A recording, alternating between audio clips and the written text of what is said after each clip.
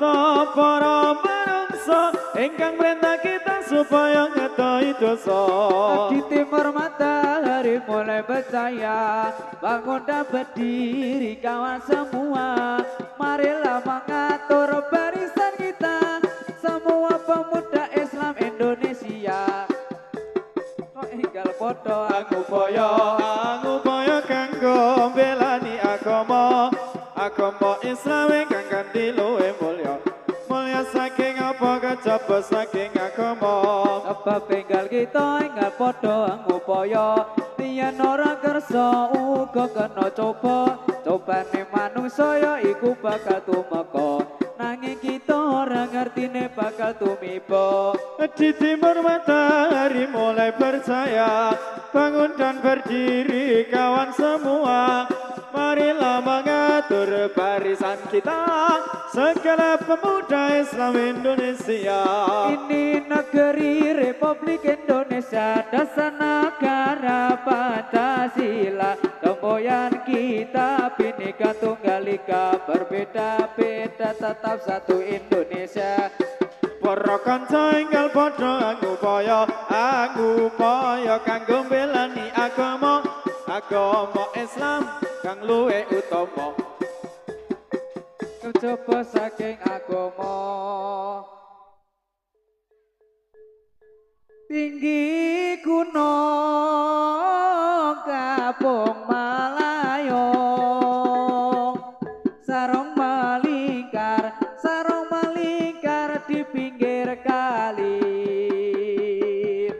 sarang burung di atas kayu sarang terlihat terlalu tinggi Mendong caro benangnya ikal caromnya putung ati yen putung sapa sing ganti ngawaru ana pemuda Jawi nama Islami. Kami Islam sudah yang terang, asal dawe dari pangeran. Ada elingo wong urip iku sadelo aja sungkan padha poso yen ra poso akhire bakal nelongso sebab urip ibadahe sia-sia. Rikala Kanjeng Nabi den sowani pasiksane bareng wong kang ora eling mare wong kang padha takon ing gedene perkara bakal kelakon. Allahumma sholli wa sallim ala sayyidina wa maulana Muhammadin. ada tambah fi ilmillahi salatan daimatan bidawami mulkilahi.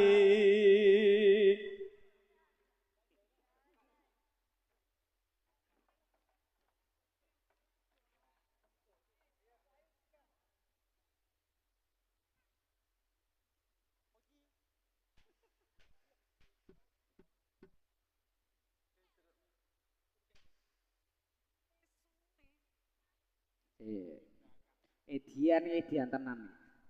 Macane edian tenan. Oke, Bos.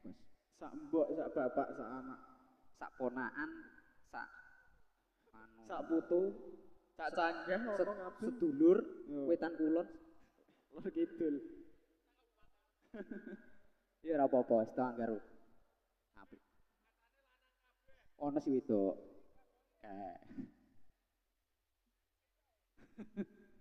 Wes suwe ya Mas ya ora jejamu, jamu pisan godhong meniran.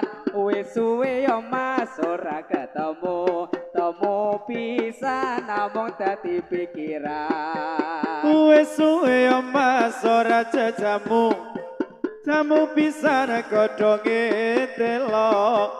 Wes suwe ora ketemu pisan mbok aja gelo. Wes suwe ya Mas ora jejamu, jamu pisan godhong-godhong meniran. Wes suwe ora ketemu pisan among dadi pikiran. Wes suwe ya Mas ora jajamu. Jamu pisan godhonge lompong.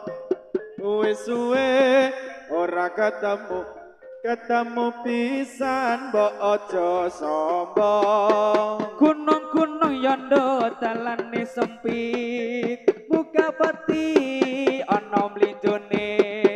Durung-durung wis aja sriwit, durung mesti dadi bojone.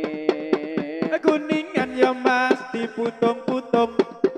Sapa bisa amatreake yen kelingan atine bingung golek ana ngendi tambane.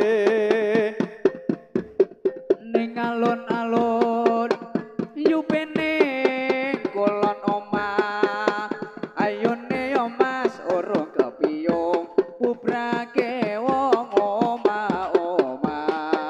Ireng-ireng ya Mas motore kanjeng korene tak supir-supirane yen kesana aja mung diinjek paranono ngendi omahe. Orang-orang yondo omahe raya, omah raga tak saponane, ngadrel ngeyel nggon lo hijab, apa teteh tak lakonane. Ijo-ijo ya Mas aja diundoi sing abang ra kurang-kurang. Duwe bojo ya Mas aja dirusoi ora kurang-kurang. Gawe omah yondo, gawe foto, batane dibaca-baca, papan umum lan uga pariwisata, ayo dijogo aja dirusak. Dari mana ya Mas datangnya lintah? Dari sawah turun ke kali. Dari mana datangnya cinta? Dari mata turun ke hati. Siji loro telu papat limo enam pitu walu songo, atiku lagi nantang pronto, sapa bisa golekake tombo.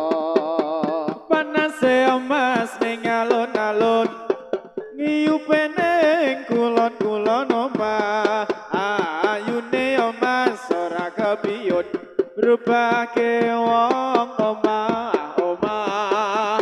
Eloke yondo pakarton ati, saben dina manyaning sawah. Eloke bocah saiki gedhe sithik ra sapa omah. Mendung-mendung ya Mas menjahit sarung, benangnya ikal jarumnya putung. Putung hati ya Mas sapa sing ganti nama